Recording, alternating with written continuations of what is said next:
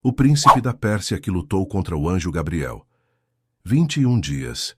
Durante 21 dias, um dos anjos mais poderosos do céu não conseguiu cumprir sua missão. Gabriel, o mesmo mensageiro que anunciaria o nascimento de João Batista e de Jesus, foi impedido de atravessar.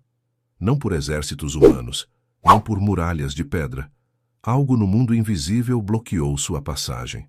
E enquanto isso acontecia nas regiões celestiais, um homem idoso, exilado às margens do rio Tigre, continuava de joelhos, sem saber que sua oração havia desencadeado uma guerra. O ano era 536 a.C.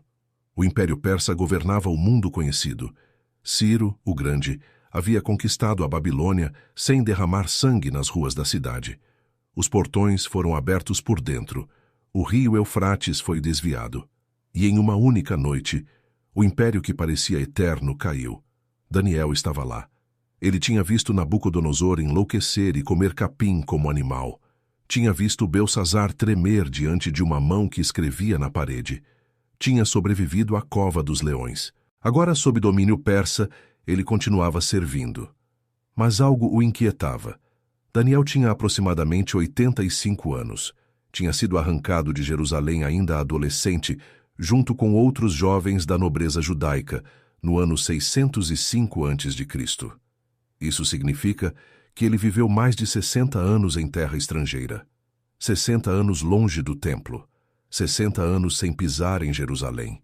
60 anos orando em direção a uma cidade que talvez nunca mais visse. Pensa na resistência que isso exige. A maioria das pessoas abandonaria a fé em menos de uma década. Daniel atravessou mais de 6, e mesmo assim, no terceiro ano de Ciro, ele decidiu buscar entendimento sobre o futuro de seu povo. Não era curiosidade vazia, era peso profético. Ele havia recebido visões anteriores, os 4 impérios, o carneiro e o bode, as 70 semanas. Mas havia algo mais, algo que ainda precisava ser revelado. Daniel iniciou um jejum. Não foi um jejum comum.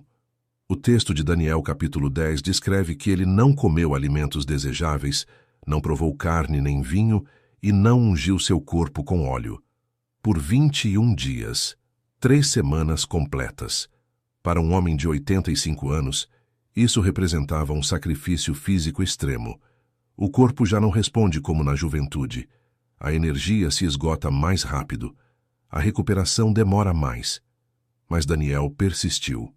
Ele estava às margens do rio Tigre quando a visão veio. O Tigre não era um rio qualquer. Era uma das principais artérias do império. Suas águas corriam por mais de 1.900 quilômetros, atravessando montanhas e desertos. Era um rio que tinha visto civilizações nascerem e morrerem em suas margens. E ali, naquele cenário grandioso, Daniel viu algo que nenhum mapa jamais registrou. Ele viu um homem, mas não era um homem comum. Estava vestido de linho com um cinturão de ouro puro de Ufaz ao redor da cintura. O corpo brilhava como berilo, uma pedra preciosa de tom esverdeado que reflete luz como cristal líquido. O rosto resplandecia como relâmpago, os olhos eram como tochas de fogo. Os braços e os pés tinham a aparência de bronze polido, e a voz soava como o estrondo de uma multidão. Dimensiona isso por um momento. Daniel não estava vendo uma figura etérea, translúcida, fantasmagórica. Ele estava diante de uma presença tão intensa que seu próprio corpo não suportou. O texto diz que todo o vigor o abandonou. Seu rosto mudou de cor. Ele ficou sem forças. Os homens que estavam com ele não viram a visão, mas sentiram um terror tão grande que fugiram para se esconder. Daniel ficou sozinho. Ele caiu com o rosto em terra, e então ouviu a voz. O ser celestial, que a tradição identifica como Gabriel, tocou Daniel e começou a levantá-lo. Primeiro o colocou sobre os joelhos e as palmas das mãos. Depois o fez ficar de pé, ainda tremendo. E então veio a revelação que mudaria para sempre a compreensão sobre o mundo espiritual. Gabriel disse: desde o primeiro dia em que aplicaste o coração a compreender e a humilhar-te perante o teu Deus, foram ouvidas as tuas palavras, e por causa das tuas palavras eu vim. Isso significa que a oração de Daniel foi ouvida imediatamente, no primeiro dia. Não houve demora da parte de Deus. A resposta foi despachada no momento em que Daniel dobrou os joelhos. Mas então veio a parte surpreendente. Mas o príncipe do reino da Pérsia me resistiu por 21 dias. Lê de novo essa frase. Um anjo enviado pelo próprio Deus foi impedido de completar sua missão por 3 semanas.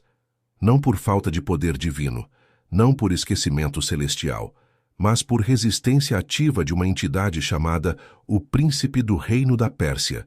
Quem era esse ser? E como ele conseguiu bloquear Gabriel? Muita gente conhece o relato da oração de Daniel. Admira sua persistência, mas passa rápido demais pelo que acontecia enquanto ele orava. E aí está o ponto. Não é que falte fé, muitas vezes falta profundidade. As pessoas lembram do jejum, porém quase nunca param para entender o peso do que se desenrolava no mundo invisível, o que essa guerra revela sobre a autoridade espiritual, resistência e hierarquias celestiais, e o poder da intercessão que atravessa dimensões. E quando você olha com atenção, fica uma pergunta impossível de ignorar. Se até um anjo como Gabriel enfrentou oposição, o que isso significa para as batalhas que você mesmo enfrenta quando ora? O que existe nas palavras finais daquele que venceu todo o principado e potestade que pode reposicionar sua caminhada diante das resistências que parecem não ceder? Ciro governava 127 províncias. Seu exército contava com centenas de milhares de soldados. Ele tinha conquistado a Babilônia, a Média, a Lídia, mas nenhum poder militar humano opera na dimensão onde Gabriel caminha. O príncipe da Pérsia era uma entidade espiritual. Na teologia bíblica, especialmente nos textos proféticos, existe o conceito de poderes espirituais que atuam por trás das nações. Não como figuras de linguagem, não como metáforas poéticas, mas como seres reais com influência real sobre territórios e governos que as nações foram divididas segundo o número dos filhos de Deus. Isso muda tudo. A implicação é que, na antiguidade, autoridades espirituais foram designadas sobre diferentes povos e territórios, não como governantes autônomos, mas como administradores sob permissão divina. E algumas dessas autoridades se corromperam, algumas se rebelaram, algumas passaram a agir contra os propósitos de Deus. O príncipe da Pérsia seria uma dessas entidades. Ele não era Satanás. O texto não faz essa identificação. Era um ser de alta hierarquia, associado especificamente ao Império Persa, com poder suficiente para criar resistência no mundo espiritual. 21 dias de resistência. 3 semanas de confronto. Não sabemos os detalhes da batalha. Não sabemos que tipo de oposição foi empregada. O texto simplesmente registra que Gabriel foi impedido. Mas então veio reforço. Gabriel disse: "Porém Miguel, um dos primeiros príncipes, veio para ajudar-me." Miguel. O nome significa quem é como Deus. Uma pergunta retórica que já contém a resposta: ninguém. Miguel aparece em apenas 5 passagens das Escrituras, mas cada aparição revela seu papel único. Em Daniel capítulo 10, ele é chamado de um dos primeiros príncipes. Em Daniel capítulo 12, ele é descrito como o grande príncipe que protege os filhos do teu povo. Em Judas, versículo 9, ele é identificado como arcanjo. Em Apocalipse capítulo 12, ele lidera a batalha final contra o dragão. Miguel não é um anjo comum. Ele ocupa uma posição de comando militar nas hostes celestiais. Quando Gabriel precisou de ajuda contra o príncipe da Pérsia, foi Miguel quem veio. Isso sugere que havia uma equivalência de autoridade entre o príncipe da Pérsia e Gabriel, ou pelo menos uma resistência significativa que exigia intervenção de nível superior. A batalha durou 21 dias. Enquanto isso, Daniel continuava orando. Ele não sabia o que estava acontecendo, não via o confronto, não ouvia o embate. Ele apenas persistia. Cada dia sem resposta poderia ter sido interpretado como silêncio divino. Cada manhã sem visão poderia ter gerado desânimo. Mas Daniel não parou, e sua oração contínua era o próprio combustível da missão de Gabriel. Existe algo profundo aqui que muitas vezes passa despercebido. A oração de Daniel não foi apenas um pedido que subiu ao céu e ficou aguardando o processamento. Foi um ato que desencadeou o movimento. No momento em que ele se humilhou, a resposta foi enviada. A oração criou a missão. A missão encontrou resistência. A resistência exigiu batalha. A batalha durou enquanto a oração durava.